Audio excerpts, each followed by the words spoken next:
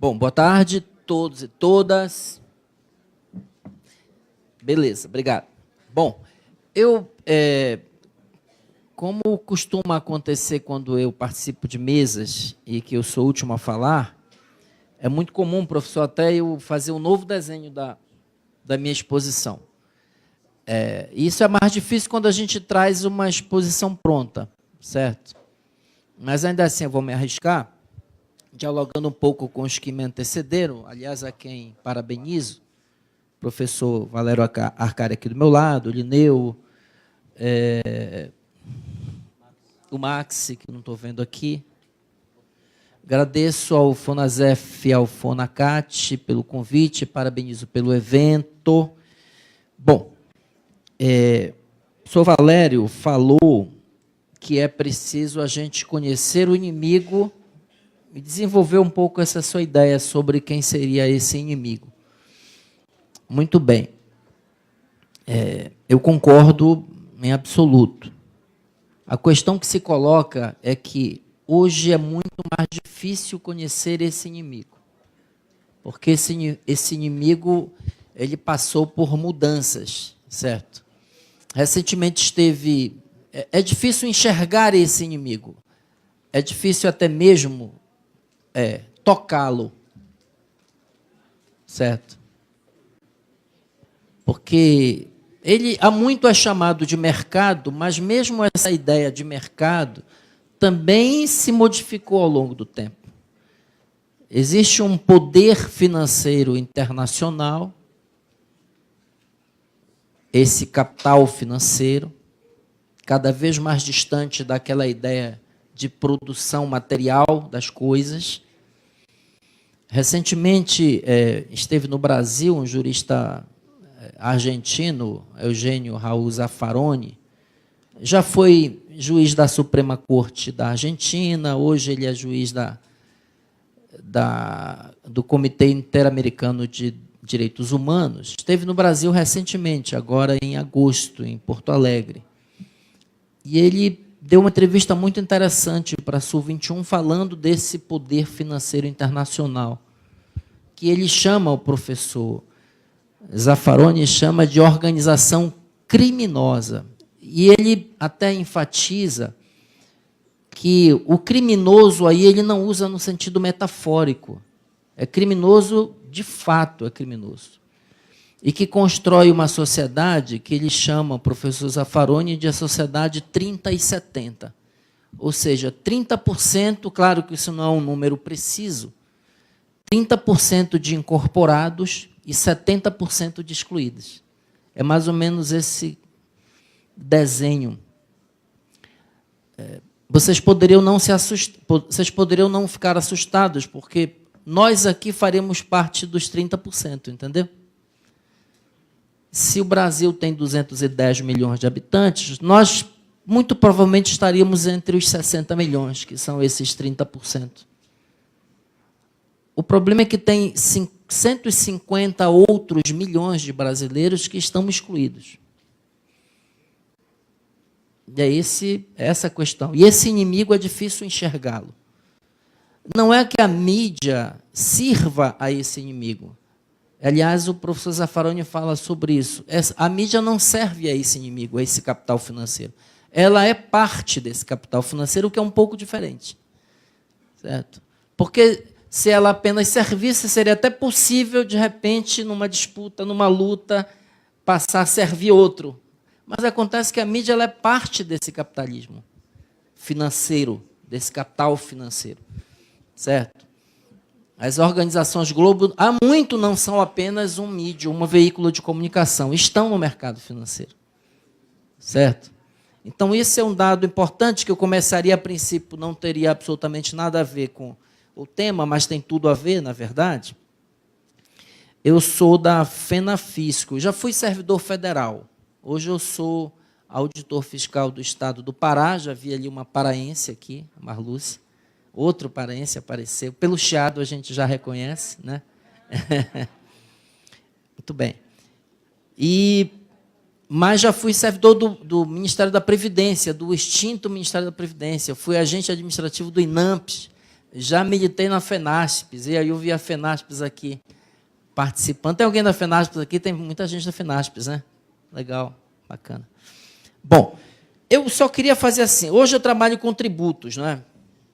Eu vou tentar aqui, nesses 18 minutos que me restam, não ser enfadonho para tratar desse tema tão indigesto, certo? Não é tranquilo tratar desse tema. E não tratá-lo de uma forma soberba, achando que todo mundo sabe, ou pior, que ninguém sabe nada sobre tributo. Certo? Mas aí eu começaria, até para testar um pouco o que vocês pensam sobre tributo, eu quero fazer aqui 3 afirmações para sentir se há um certo nível de consenso sobre as 3 afirmações que eu vou fazer. Tá? A primeira delas, o Brasil tem uma elevada carga tributária, uma das mais altas do mundo. Certo? Há um consenso sobre essa ideia? Tá. O Brasil tem uma elevada carga tributária, não só elevada, ela é uma das mais altas do mundo. Primeira. A segunda, até mesmo em razão da primeira, é necessário, é desejável que haja uma redução da carga tributária nos bens mais essenciais, cesta básica, medicamentos. É desejável que haja uma redução da carga tributária nesses segmentos. É até simpático, não é? Muito bem. Essa foi a segunda. E a terceira. O sistema tributário brasileiro ele é muito complexo, é preciso simplificá-lo. Certo? Repetindo. Temos uma elevada carga tributária, uma das mais altas do mundo. Segundo, é necessário, é importante, é desejável reduzir a carga tributária sobre bens mais essenciais, medicamentos, cesta básica, por exemplo. E terceira, o sistema tributário é muito complexo e é preciso simplificar. Ok? Fiquemos, então, com essas 3 afirmações. Eu vou passar ali, desses 20 slides, talvez eu passe uns 5 ou 6 no máximo, porque eu vou fazer uma abordagem diferente sobre o tema com vocês. Tá? Aí eu vou precisar levantar aqui. Lembram das 3 afirmações? Tá bom. Vamos lá. Deixa eu passar aqui.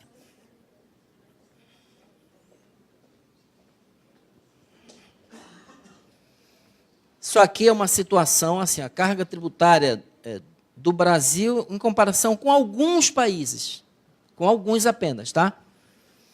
Inclusive do nosso continente aqui, tá bom? A gente distribuiu aqui por segmento, tá?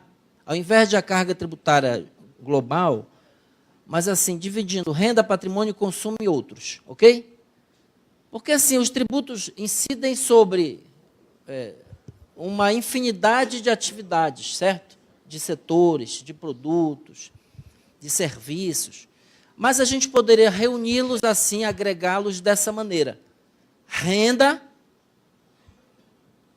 patrimônio, consumo. São 3 grandes grupos. E o que escapa disso a gente colocou em outros. Tá bom? É isso aqui, né? Bom, na renda, esses países aqui integram a OCDE, tá? Todos eles. O Brasil não faz parte da OCDE, tá, pessoal? OCDE é um clube de países, é um grupo de países. Os ricos estão aí, mas nem todos são ricos, mas é um clube de países. O Brasil, aliás, o professor Valério sabe bem disso, requeriu recentemente adesão, ingresso na OCDE. E foi vetado pelo Trump, que preferiu a Argentina. Mas não se sintam menosprezados por isso, porque é bom a gente não estar aí, tá? Depois, se eu tiver tempo, eu explico para vocês. Bom, há uma média na OCDE em cada um desses setores. Na OCDE, em média, a carga tributária dos países, na média, 34% dela incide sobre a renda das pessoas. Ok? 34% sobre a renda das pessoas.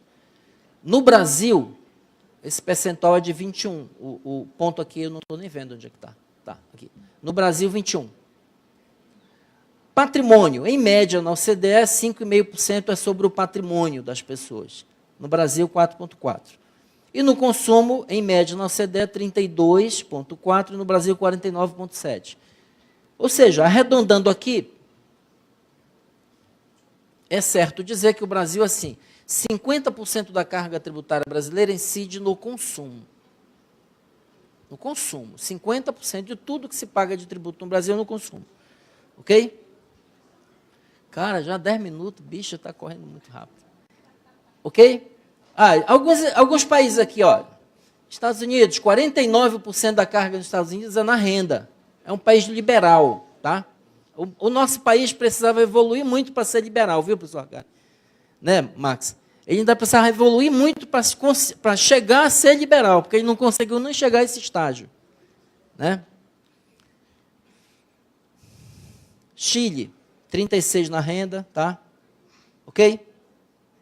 Deu para ter uma visão assim? Lembram da primeira afirmação? Carga tributária. Em média, na OCDE, 34%. Na média. Ok? O Brasil, 32%.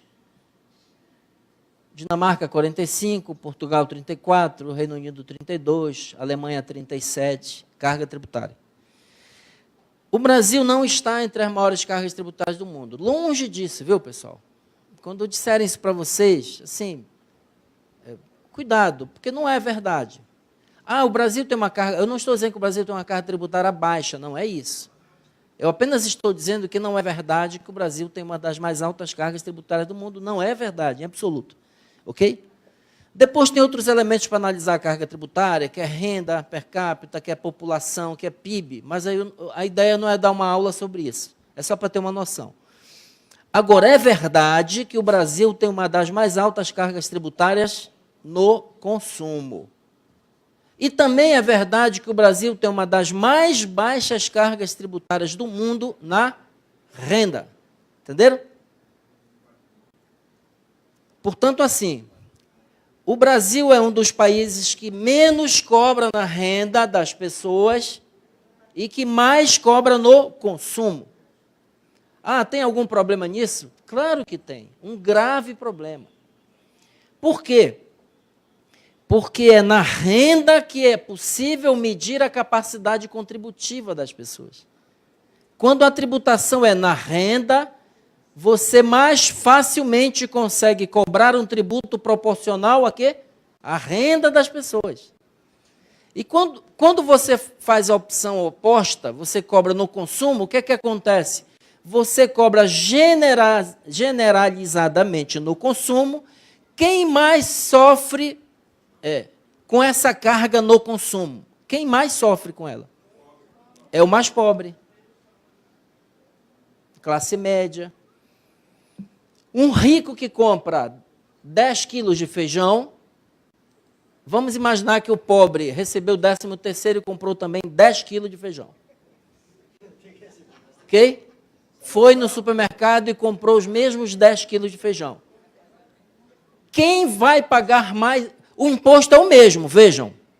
Mas proporcionalmente quem está pagando mais?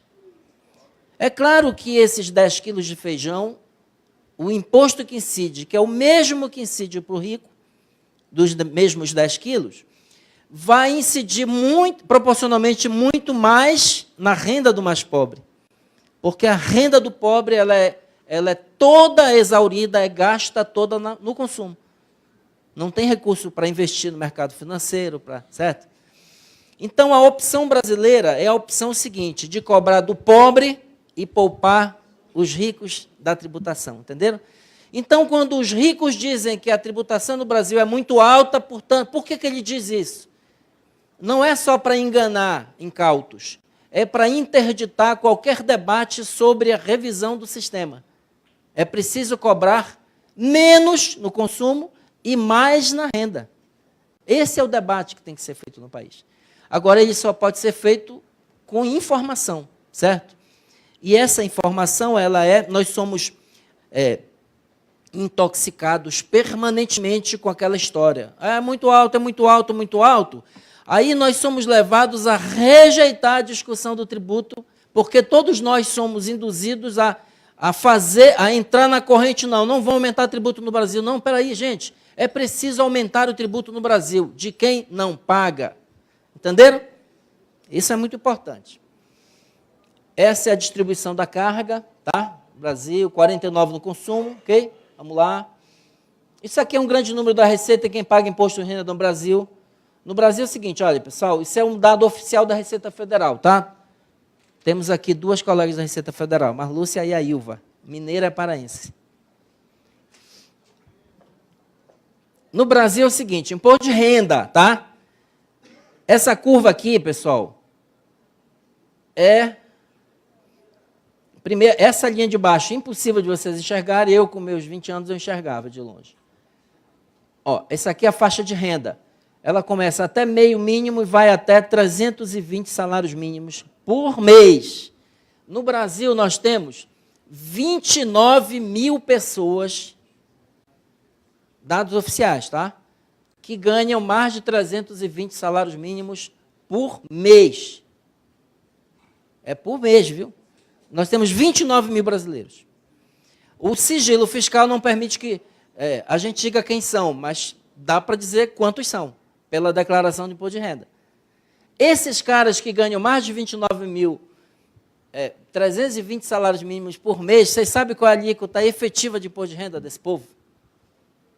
Não chega a 2%. Por causa de desculpa a expressão, uma sacanagem que fizeram em 95. Fernando Henrique isentou de imposto de renda, numa lei de 1995, quem recebe lucros e dividendos. Pessoas físicas que recebem lucros e dividendos das empresas. Essa turma que recebe esse valor, pessoal, é completamente isento de imposto de renda no Brasil. Recentemente, 3 famílias controladoras, donas do Itaú, 3 famílias, Moreira Salles, Setúbal e, esqueci a terceira, Vilela, 3 famílias, procurem no Google, receberam 9 bilhões de lucros e dividendos do Itaú. 9 bilhões. Sabe quanto pagaram de imposto de renda? 0. Nenhum centavo. Entenderam? Nenhum centavo. E nós estamos discutindo o quê? Teto de gasto, reforma da Previdência. O debate que a gente tem que fazer na sociedade, se a gente não furar essa bolha do debate da mudança do modelo tributário, a gente vai ficar discutindo aqui, brigando contra os cortes do orçamento, corte de direitos dos serviços do Estado. Que é essa questão, é esse o esquema, é isso que está em jogo. Não vou falar desse cara, bora. Vocês sabem que agora é o seguinte, partido no Brasil, assim, o Itaú criou sem intermediários. Né? O Itaú criou um partido para ele. Antigamente ele precisava do PSDB, agora acho que a PSDB está virando descartável, agora eles resolveram criar para eles. O João Amoedo disse essa frase aí, pessoal. E muitos de vocês já devem ter visto, que ela, de certo modo, até viralizou. Mas vocês se deram conta do significado disso aí? Vocês se deram conta? Disse ele, aspas, o que queremos? Combater a pobreza, nossa, nobre demais. E não necessariamente a desigualdade. Olha, combater a pobreza, mas não é necessariamente a desigualdade. Como é que... Não é assim, mas o que é isso? Aí diz ele, somos, felizmente, diferentes por natureza. O combate à pobreza se faz com o crescimento e com a criação de riqueza, e não com a sua distribuição. Percebe? O que é que ele está dizendo? Os super ricos se recusam a distribuir, certo? Portanto, Se recusam a distribuir, a gente não precisa combater a desigualdade. Vamos manter como está. Agora, para atender os pobres, a gente tem que criar uma nova riqueza para atender os pobres. E como é que a gente consegue chegar nessa riqueza? Um dos mecanismos é pelo tributo, percebem? Você tem que tributar mais pesadamente essa turma. Senão você não consegue redistribuir a riqueza no país e combater a desigualdade e a concentração de renda. Ele diz que a gente é diferente por natureza. Cara de pau. Ele confunde diferença. Muito bem, eu sou preto, branco, essa diferença é natural. Alto, magro, certo? Alto, baixo. Isso é diferença por natureza. Agora, de renda, diferença econômica não é obra da natureza. Não é coisa de Deus. É coisa dos homens. E a gente pode incidir nela, entendeu? Mas esse cara disse isso aí. E eu já vi servidor público que vai votar nesse cara, gente. Está encantado com esse bicho aí. Tem um livro extraordinário, pessoal, The Price of Inequality, do Stiglitz, Prêmio Nobel de Economia. Não estou citando aqui nenhum comunista, tá? É um Nobel de Economia, de 2001. O Preço da Desigualdade é um livro extraordinário, porque exatamente essa abordagem do livro é um livro de 2012. Tem um preço a desigualdade. Tem um preço alto, um preço caríssimo que a sociedade paga. E a tributação é uma medida importante, já vou concluir, para enfrentar a desigualdade no Brasil. Para Stiglitz, a desigualdade se sustenta é gerada pela grande dimensão de poder político de que a riqueza dispõe para controlar. Vejam, é o que a gente vive, né? Esse poder controla a atividade legislativa e regulatória. Controlam o Congresso, controlam as agências reguladoras. São eles que controlam. Vou citar outra comunista, a Christine Lagarde, diretora do FMI, esteve na Argentina em março deste ano para uma reunião ministerial da cúpula do G20, reunião ministerial do G20, não da cúpula. Ela disse, reconhece os erros do passado e afirma agora que o crescimento sustentável, diz ela, é incompatível com a desigualdade social. Até o FMI está dizendo isso, cara. Isso era coisa que a gente da esquerda dizia antes. Entendeu? Então, até o FMI está dizendo que nos últimos anos há um revisionismo do FMI, tem que enfrentar essa questão da desigualdade. Disse ela uma frase interessante, professor. Subestimamos a capacidade das sociedades de absorver tratamentos duros. Ora, eles acham que, aliás, o verbo acho que está até errado, é superestimar, mas foi assim que ela falou.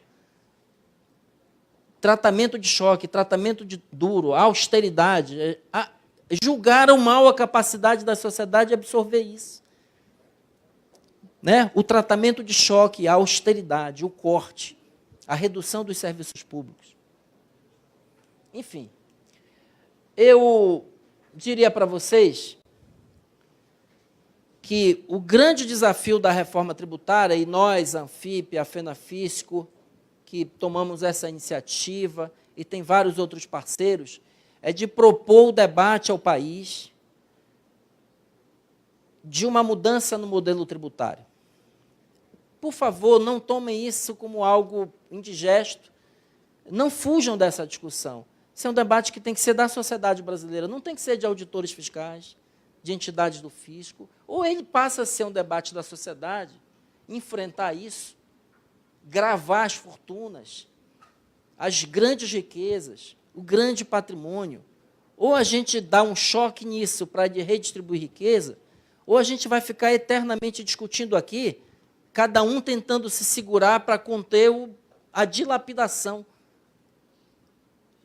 não do Estado como todo, e eu estou absolutamente de acordo com o professor Valério, que fez um alerta importante. Não é o desmonte do Estado, é o desmonte da face desse Estado, que é a face dos serviços públicos. Para que esses 70% continuem sendo excluídos. O propósito da reforma tributária solidária é, sem desvalorizar o esforço pela simplificação e racionalidade, torná-lo sinônimo de justiça fiscal. Eu termino com um exemplo para vocês. Cuidado com a agenda da simplificação do sistema, tá? Porque ela esconde por trás essa política de desmonte dessa face do Estado. Porque se vocês tiverem o cuidado de olhar as propostas de reforma tributária que estão no Brasil, o discurso é simplifica, mas o que é que eles fazem?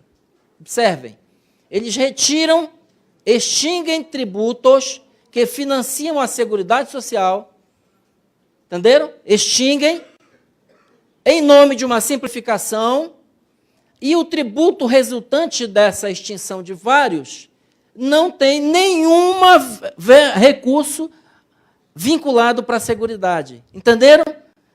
Então, ele desaparece com 5, 6, 7 e cria um. Ah, agora ficou mais simples, que beleza.